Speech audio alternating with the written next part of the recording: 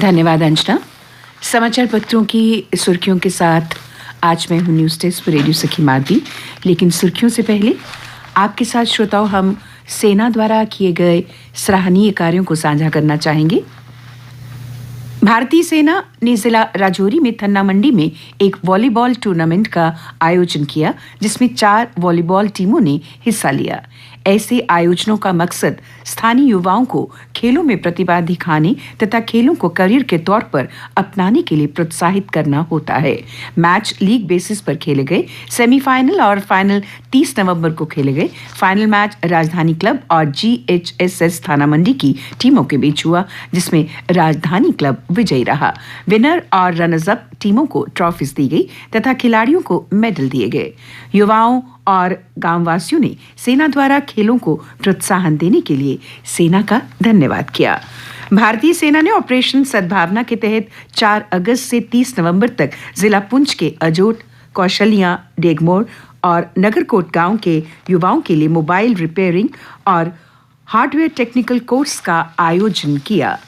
ये course NSDC के दिशा निर्देशों के अनुसार आयोजित किया, जिसमें 20 विद्यार्थियों, 3 अध्यापकों तथा 4 सरपंचों ने भाग लिया।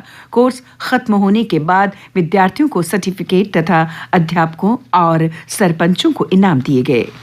गांववासियों के लिए रोजगार के साधन उपलब्ध करवाने के अपने प्रयासों के अंतर्गत भारतीय सेना ने जिला डोडा के गोस्ती और गोहा में इलेक्ट्रीशियन और प्लम्बिंग का 4 हफ्ते का वोकेशनल ट्रेनिंग सेंटर 30 नवंबर को शुरू किया। इन इलाकों के 40 युवाओं को उनके ही अनुरोध पर ट्रेन किया गया।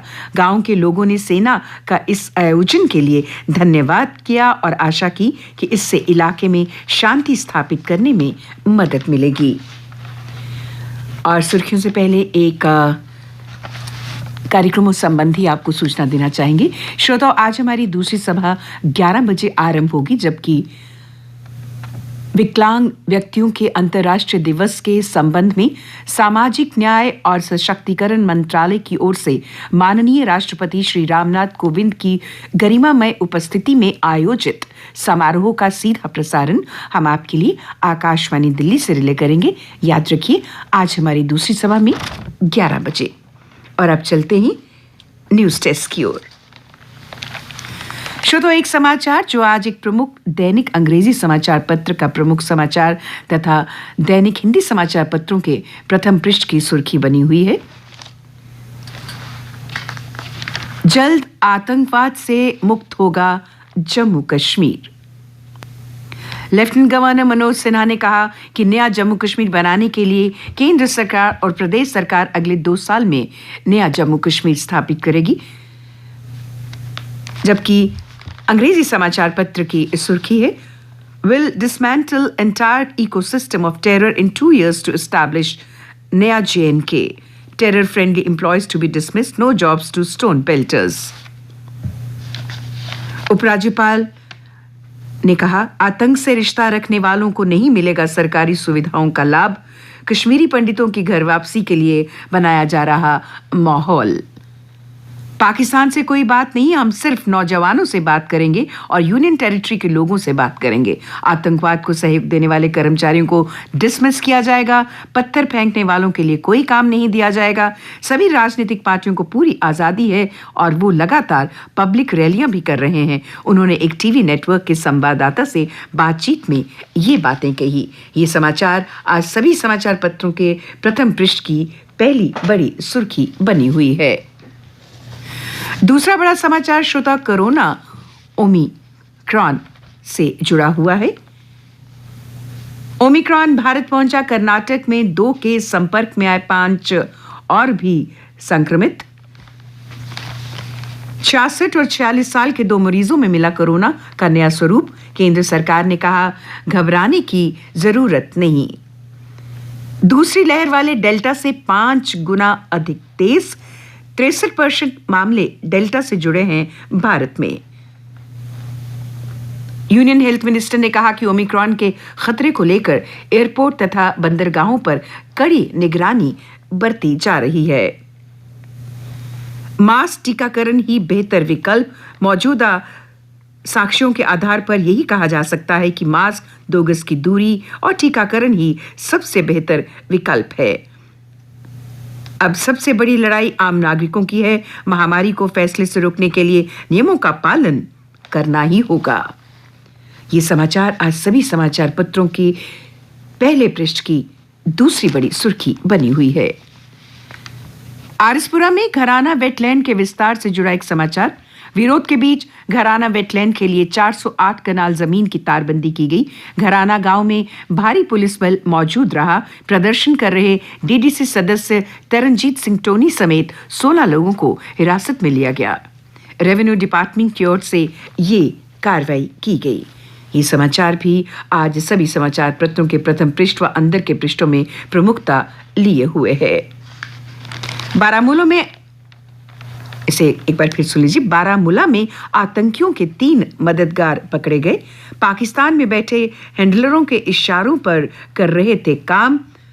पलहालन में ग्रेनेड हमले में शामिल थे तीनों। 2 हैंड ग्रेनेड किए गए बरामद।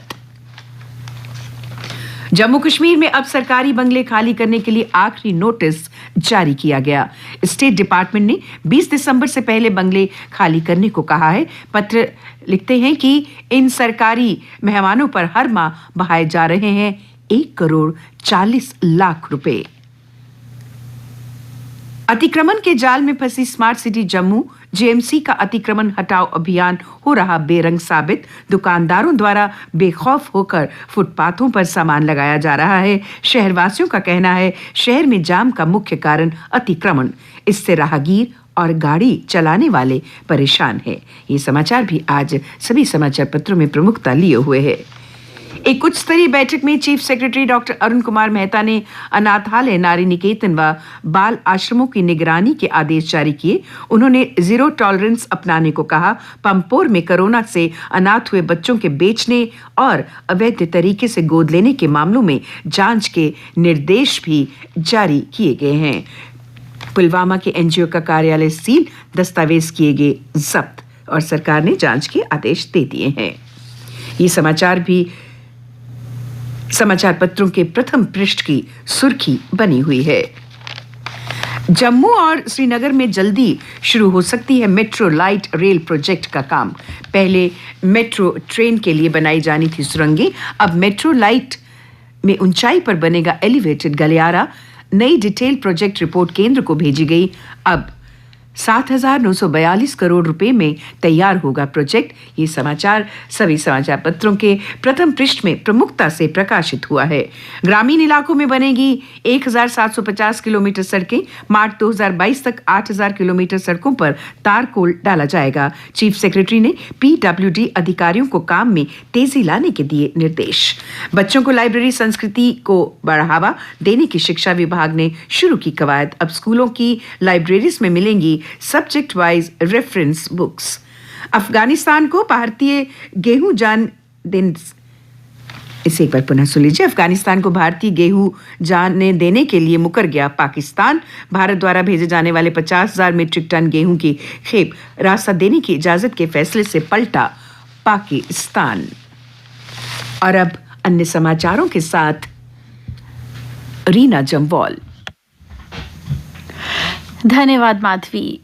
मजदूरों ने मांगों को लेकर श्रम कार्यालय के समक्ष की नारेबाजी। मजदूरों के पंजीकरण और रिन्यूअल की समस्या से जूझ रहे मजदूरों का कहना है कि मजदूर वर्ग ऑनलाइन प्रक्रिया से परिचित नहीं है। तस्करी का प्रयास विफल कर 10 पशुओं को बचाया, वाहन जब्त। आकाशवाणी जम्मू ने मनाया 75वां स्थापना दिवस। यह स्टेशन 1 दिसंबर 1947 को अस्तित्व में आया।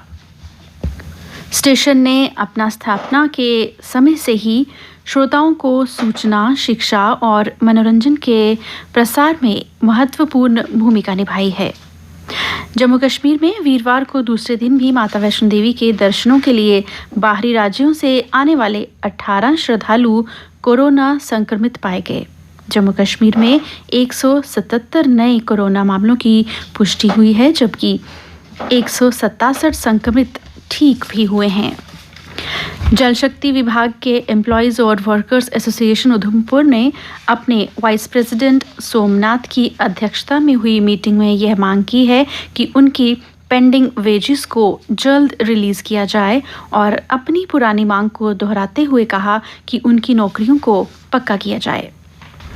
ऑनलाइन परीक्षा के लिए विद्यार्थियों का धरना। जम्मू विश्वविद्यालय के दूरस्थ शिक्षा के विद्यार्थी ऑफलाइन डेटशीट जारी करने पर हुए आक्रोशित। जम्मू विश्वविद्यालय के गेट पर धरना देकर रास्ता भी किया बाधित। नियमित विद्यार्थियों की ऑनलाइन ली जा रही है परीक्षा, मांग पूरी न होने पर आंदोलन शुरू करने की दी चेतावनी। रूस के राष्ट्रपति पुतिन अगले हफ्ते भारतीय यात्रा के दौरान प्रधानमंत्री नरेंद्र मोदी के साथ मिलकर दोनों देशों के रिश्तों को मजबूत बनाने का काम करेंगे। भारत और रूस के बीच एक दिन में 4 उच्च स्तरीय वार्ताएं होंगी। और अब खेल समाचार। विराट की नज़र शतक के साथ सीरीज जीत पर। न्यूजीलैंड के साथ दूसरा टेस्ट मुंबई में आज से 2 साल से नहीं बनाया है कोहली ने सैकड़ा। ओमिक्रॉन से चिंतित विराट करेंगे बीसीसीआई से बात। भारतीय कप्तान ने कहा दक्षिण अफ्रीका दौरे को लेकर और स्पष्टता की जरूरत। शानदार प्रदर्शन से जम्मू विश्वविद्यालय की लड़कियां खो खो में चैंपियन। प्रदेश की वुशु टीम भोपाल रवाना। प्रतियोगिता कल से। DWF world tour finals badminton tournament में नॉकआउट में पीवी सिंधु ने प्रवेश किया। विश्व एथलेटिक्स ने देश में प्रतिभाएं तलाशने के लिए भारत की महान एथलीट अंजू बॉबी जॉर्ज को सम्मानित किया। ये पुरस्कार पाने वाली पहली भारतीय महिला हैं। और अब मौसम। समाचार पत्रों के अनुसार प्रदेश में कल से 6 दिसंबर तक बारिश और बर्फबारी की चेतावनी। आज मौसम के आमतौर पर खुश्क रहने की संभावना है। कल का अधिकतम तापमान 24 डिग्री सेल्सियस और रात का न्यूनतम तापमान 9.8 डिग्री सेल्सियस रिकॉर्ड किया गया। आज सूर्यास्त 5:26 पर होगा और कल यानी शनिवार को सूर्योदय होगा 7:18 पर।